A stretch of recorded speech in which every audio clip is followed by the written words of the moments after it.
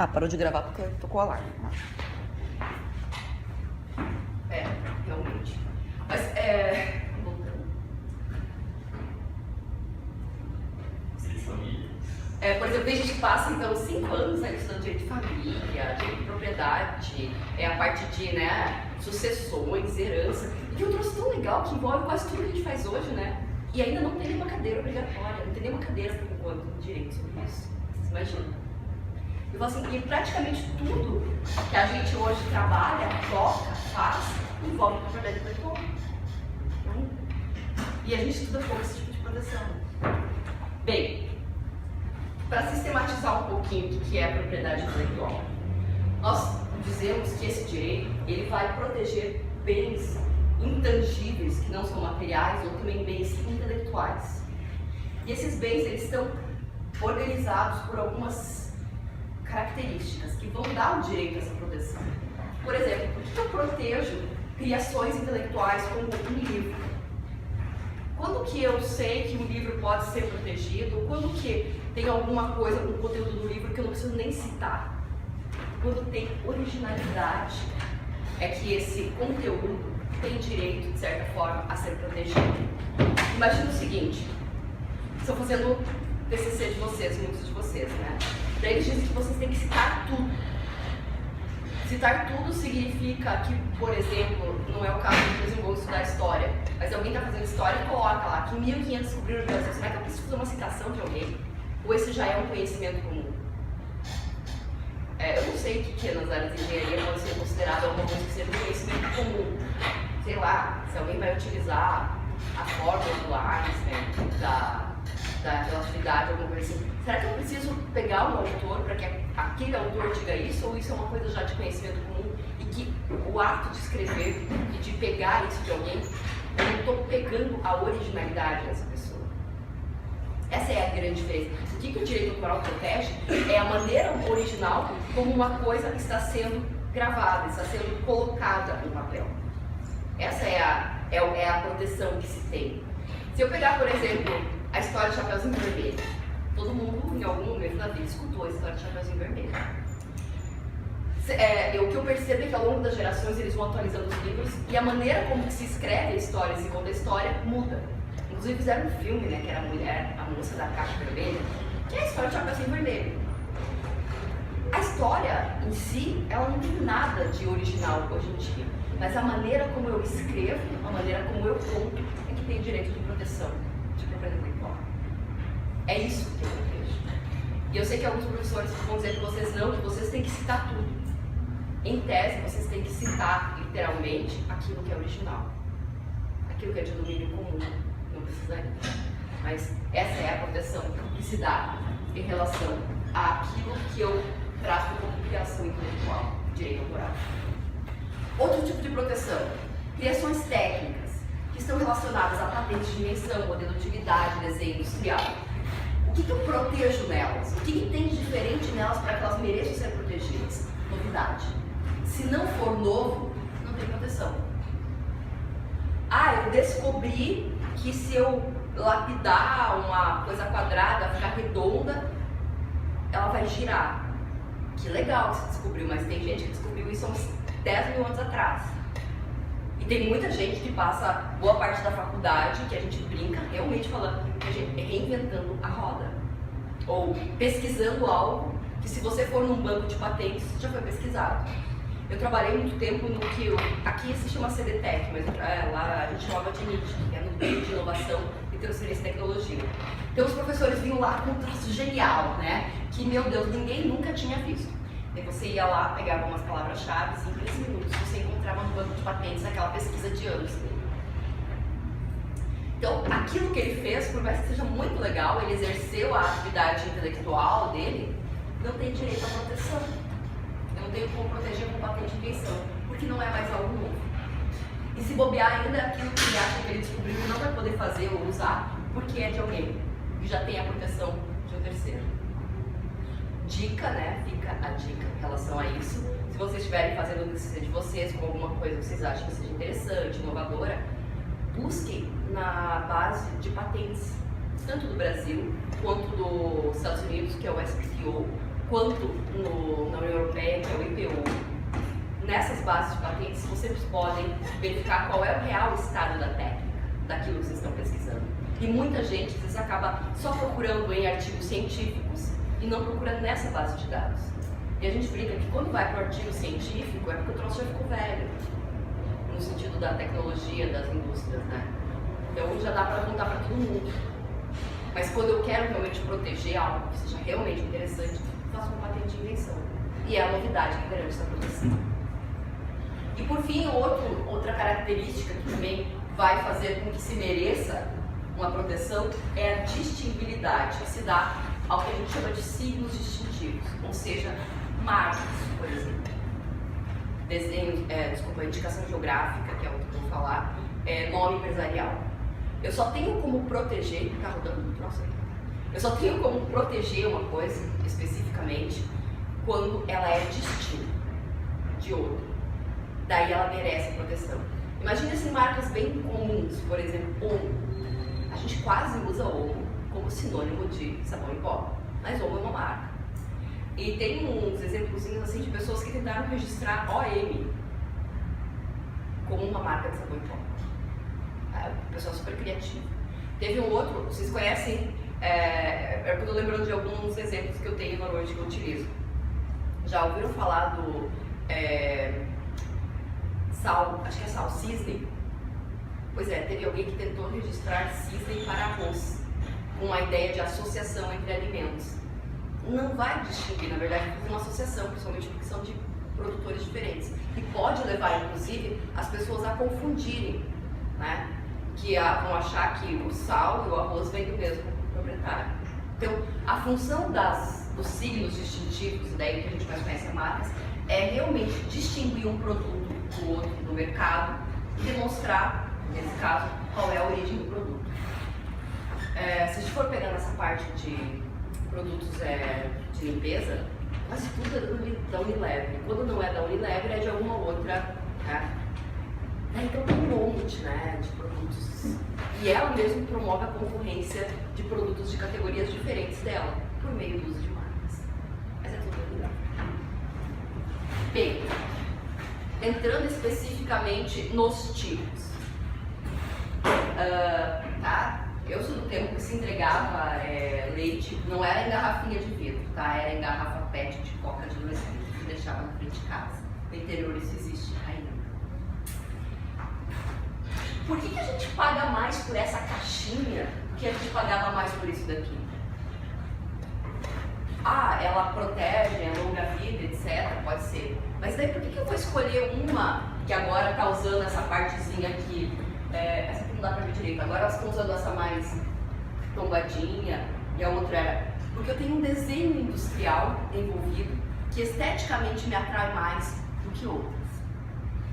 Pega, por exemplo, essa daqui, eu acho engraçadíssima porque essa daqui não ia dar muito certo, parece detergente, né? Mas é leite.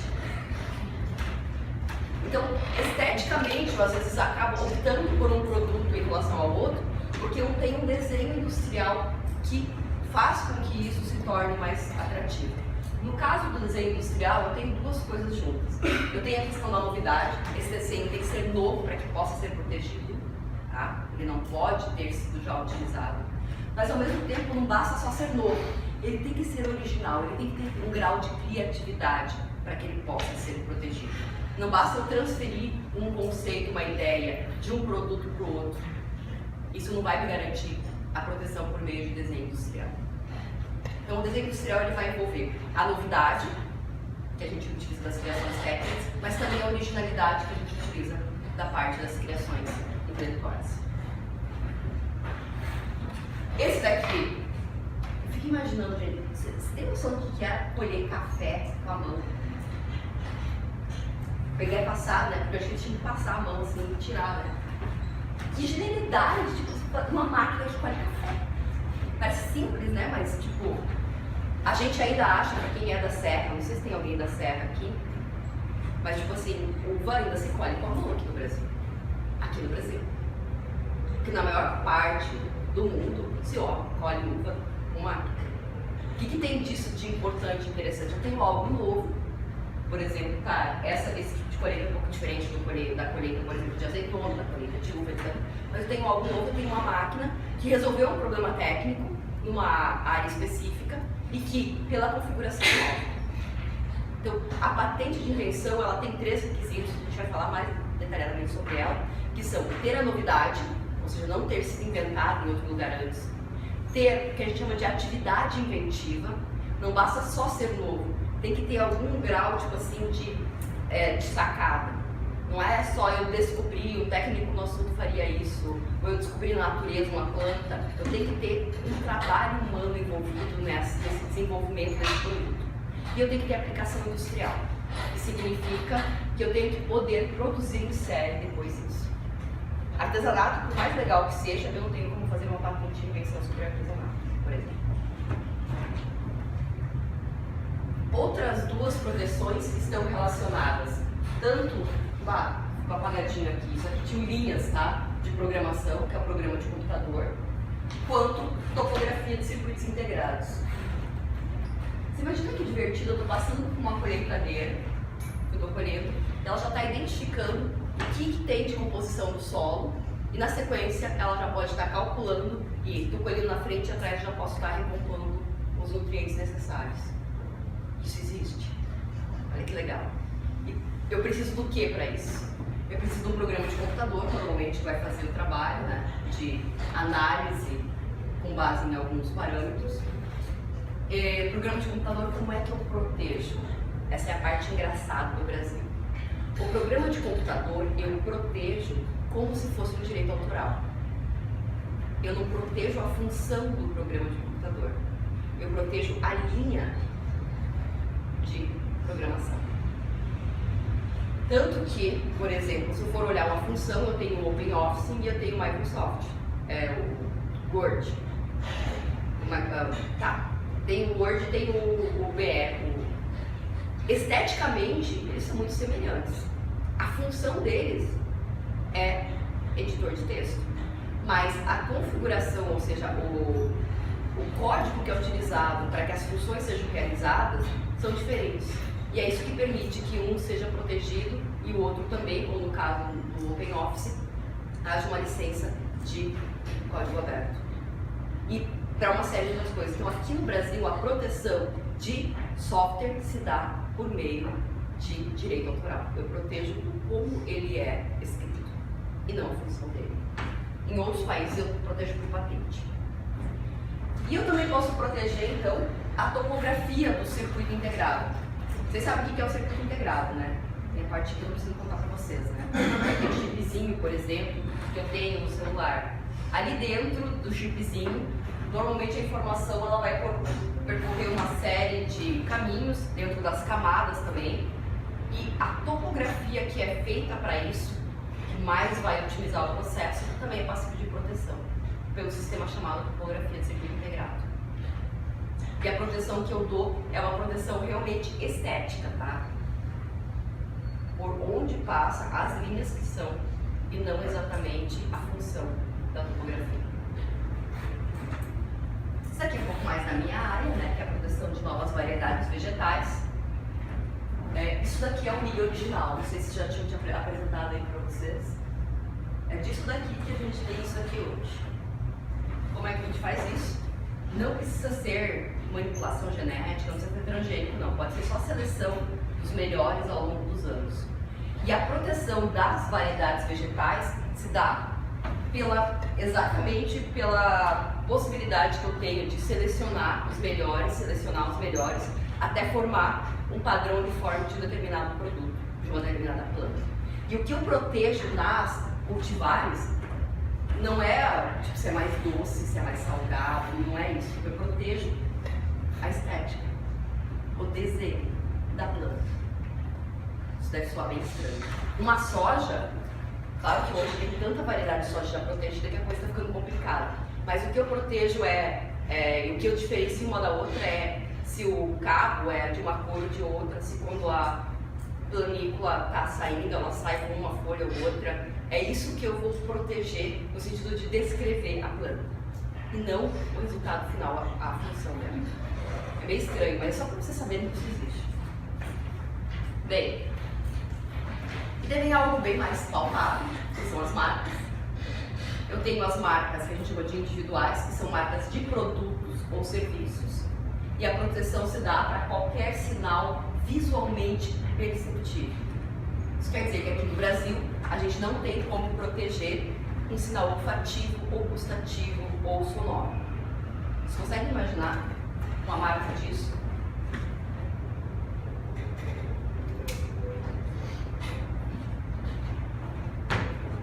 Uma marca sonora?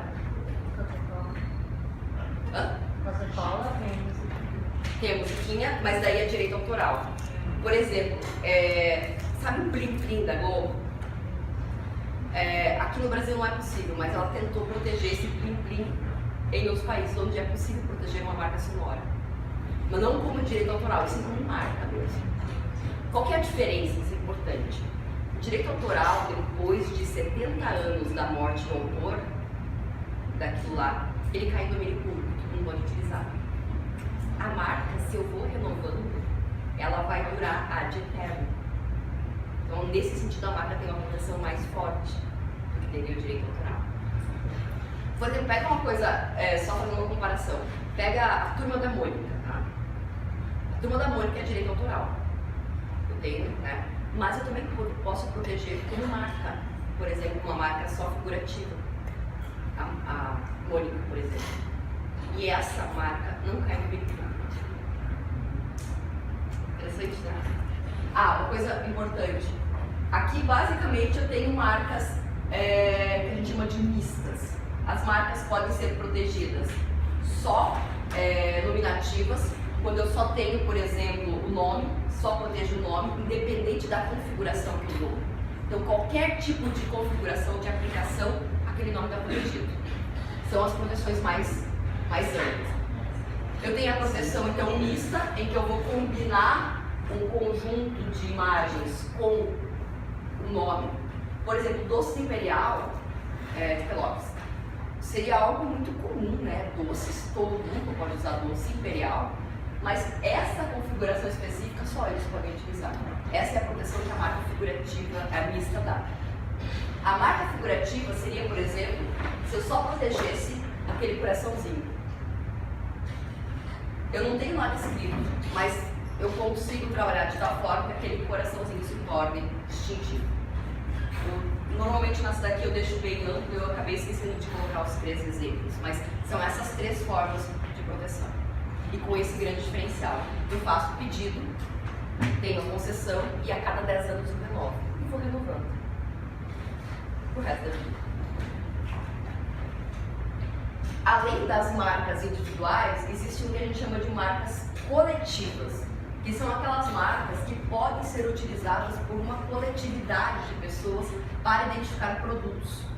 Imagina, eu trabalho no Instituto Brasileiro do Vinho, então lá nós temos algumas marcas coletivas, basicamente essas 3 e depois as variações. Para que elas servem? Para que todos aqueles que fazem parte do Instituto Brasileiro do Vinho, as associações e os associados, possam utilizar nos seus produtos finais essas marcas e identificarem, não tanto aqui no Brasil, mas principalmente no exterior, que trata-se, por exemplo, de um produto brasileiro, um produto de vinho do Brasil. Então, o objetivo dessas marcas é conseguir identificar para um público maior um determinado produto como sendo originário daquela entidade. Vocês já ouviram falar dos produtos da colônia? Hoje eu não sei mais como tá, mas no início o que era? Era uma associação de produtores, cada um fazia o seu próprio produto, mas todos podiam utilizar em cima a marca da colônia. Então, eu tinha vários fornecedores, entre aspas, vários produtores, mas eles conseguiam ir para o mercado, conseguiam se colocar nas gôndolas de uma maneira mais facilitada, porque eles tinham uma marca única, que era a marca da associação. Hoje eu não sei como está mais, tá? Mas era assim que funcionava. Essa é a lógica da marca coletiva. E eu tenho também a marca de certificação, deixando bem claro que Inmetro não é uma marca de certificação. O Inmetro não certifica ninguém. O que é uma marca de certificação? É uma marca que vários produtos podem utilizar para indicar que tem uma característica comum. Por exemplo, isso daqui é essa certificação da FSC, indica que 100% daquele produto veio de florestas reflorestadas.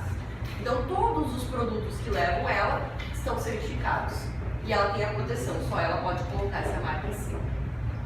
Eventualmente, algumas dessas certificações se dão em requisitos que são obrigatórios, então que são estabelecidos pelo Inmetro.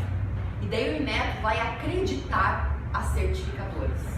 Ele vai dizer que ele acredita, né, literalmente, que as certificadoras podem fazer a certificação para aquilo que é obrigatório. Então, as certificadoras são normalmente instituições privadas que vão fazer a certificação de alguma coisa específica, por exemplo, produtos veganos. E sabe o que é engraçado? Essa figurinha aqui eu uso mais ou menos uns 6, 7 anos, né? Só que agora virou moda, né? Então, agora tem que achar alguma outra coisa assim, bem diferente para chocar as pessoas, que você não choca mais, né? Imagina, aqui no Rio Grande do Sul há 7 anos falando de produtos veganos. Mas são padrões características. Por exemplo, a EcoCert, ela certifica especificamente produtos orgânicos. Padrão orgânico é um padrão estabelecido pelo Ministério da Agricultura. O que é um orgânico? Então, ela é credenciada pelo Ministério para certificar produtos orgânicos. E claro, eu posso ter um monte de certificadoras. A EcoCert é uma delas e ela tem então essa marca, que é a marca de certificação dela. E para terminar, o último tipo de propriedade intelectual, sem falar dos direitos autorais, né, eu tenho as indicações geográficas. Essa é a parte da minha publicidade sobre aquilo que eu trabalho, que eu sou apaixonada, que são indicações geográficas. O que são indicações geográficas? São produtos que se tornaram conhecidos por serem de origem, originários de determinado lugar. Por exemplo, Vale dos Vinhedos, já ouviram falar? Então eu tenho a indicação de procedência e a denominação de origem. Pampa Gaúcho, da campanha meridional, é uma indicação de procedência que a gente tem aqui no Rio Grande do Sul para carne. Claro que não funcionou muito bem, tá? Mas tá lá, estamos trabalhando nela. Litoral Norte Gaúcho, vocês sabem, imaginam do que é isso aqui? Sim, tá, tem um desenho também, mas acho que tu conhece, né? Pela tua certeza. É a primeira denominação de origem do Brasil. Tem uma diferença entre denominação de origem e indicação geográfica. E ela foi feita então para arroz do litoral norte gaúcho, que é aquela região que fica entre a Lagoa dos Patos e o mar. Eu tenho outra aqui do Rio Grande do Sul, que é Pelotas, para doces. Tem do Rio Grande do Sul ainda Monte Belo, Altos Montes, Pinto Bandeira, tá faltando Farroupilha, que são para vinho, são todas indicações geográficas de vinho. E daí tem Vale dos Sinos, que é para couro acabado. Essas são as gaúchas, eu coloquei algumas outras juntas, como Paraty para cachaça, Mantiqueira para café, Seco para queijo. E tem até essa daqui que é Cajuna para Piauí, Piauí para Cajuna. Qual que é a diferença só dessas duas, né? Fazendo mais um pouquinho da minha propaganda da minha área. A indicação de procedência, você vai ter a proteção para esse nome, porque aquele produto se tornou conhecido por ser daquela região. Imagina, por exemplo, Pelotas. Todo mundo sabe que o doce de Pelotas é o doce de Pelotas. Eu não sei se na prática, se eu colocar 2 doces iguaizinhos, né? Mas é um doce, ele se tornou conhecido por ser de lá, por ter a cultura e a tradição de se fazer o doce daquele jeito, com aquela quantidade imensa de açúcar, mas aquela quantidade incrível de ovo, né? Que deixa aquele negócio muito bom de comer. Então, essa é a ideia de uma indicação de procedência, é algo que se tornou conhecido. Por outro lado, a denominação de origem, ela tem um plus, ou tem um diferencial em relação à indicação de procedência. Aquele produto, ele traz características que são exclusivas daquele lugar.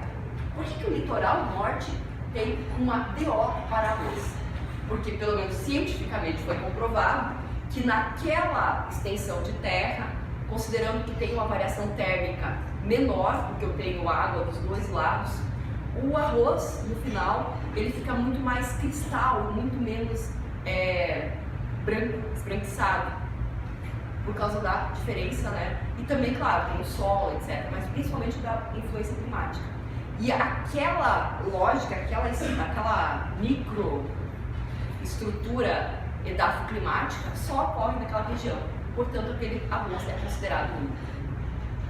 Você já ouviu falar de champanhe, de Bordeaux, que são o quê? Denominações de origem, porque aqueles produtos daí ao longo de muito tempo também se tornaram únicos, emblemáticos, pelas características que aquele território, que aquele terreno dá naquele produto. No caso que eu conheço melhor, que é champanhe, tem um terreno totalmente calcário. E aquele terreno calcário vai propiciar, por exemplo, uma acidez muito mais elevada do que teria em outros terrenos. Foi isso que me disseram que eu comprei, né? Mas essa é a ideia. Diga. Garibaldi conseguiu a licença para poder produzir champanhe também. Quem? Garibaldi. Na verdade, não é bem isso. Tá. Champanhe só. Indicação geográfica eu não tenho como dar licença, eu só posso produzir naquela região. Garibaldi tem esta marca aqui, que é uma marca coletiva certificada para produzir espumantes de Garibaldi. Mas ela não pode, quer dizer, pode, tá? Porque não está proibido. Mas ela não tem uma licença para usar champanhe. Ela tem uma marca coletiva que a identifica como sendo realmente um espumante diferenciado, mas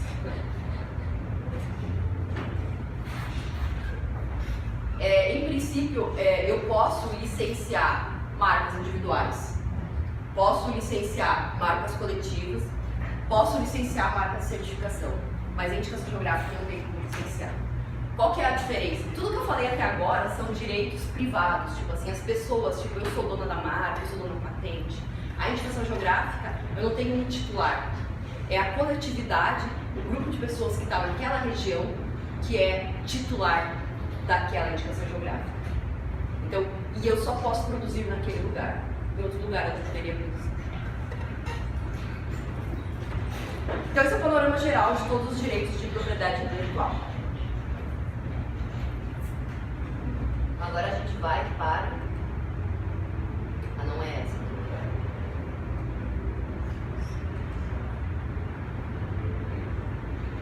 Eu vou deixar para vocês essa aula 2, está lá já no Moodle, mas que trata um pouco mais de alguns detalhes de IPI. Mas o que eu quero trabalhar mesmo é essa parte aqui, de patentes de invenção. Vocês já viram isso daqui? Conhecem? Foram apresentados para essas figuras? O que são essas figuras? Esse aqui é o primeiro modelo de telefone. Era uma patente de invenção de 1876. Foi a primeira utilizada para a comunicação. Aqui eu tenho a novidade, tá? A parte técnica, a parte, né, de tecnologia. Bom, vocês imaginam que isso daqui não era muito confortável, né? Então eles tentaram fazer uma adaptação funcional para esse primeiro modelo de telefone. Então, em que eu pelo menos pudesse utilizar aqui, né, e falar que tinha um negócio muito pendurado. E depois eles fizeram uma adaptação estética para esse modelo. Então eu tenho a patente de invenção, modelo de utilidade e o desenho industrial. Quando eles conseguiram fazer uma evolução e colocar númerozinhos, né? Porque aqui eu levantava o troço, ninguém ia desse tempo, nem eu. Levantava o negócio, caía na telefonista, a telefonista falava, eu quero falar com tal. Daí eu tirava o negócio e colocava no outro, né? Eu não discava, eu não tinha autonomia para isso. Então eles acrescentam a discagem, a possibilidade de você fazer a chamada direto, sem passar pela telefonista. Daí eu tenho o modelo de utilidade, que deixa um pouquinho mais funcional, então dava para falar de uma vez só, né? Não precisava ficar segurando as coisas. E daí aqui eu tenho então o desenho industrial. E por fim, então, esse daqui eu acho que vocês conhecem, foram apresentados, né? Claro que eu ainda eu conhecia aqueles de original mesmo. Aqui eu tenho o modelo de utilidade, que deixa um pouquinho mais bonitinho, funcional. E aqui eu tenho só um desenho industrial com um carrinho, tá? Então, é só pra gente olhar, do ponto de vista bem macro, a diferença entre patente, invenção, modelo de utilidade e desenho industrial. Esses aqui são as 3 patentes específicas de telefone. E é interessante ver o quanto as coisas às vezes demoram ou não. A primeira patente do Graham Bell é de 1876.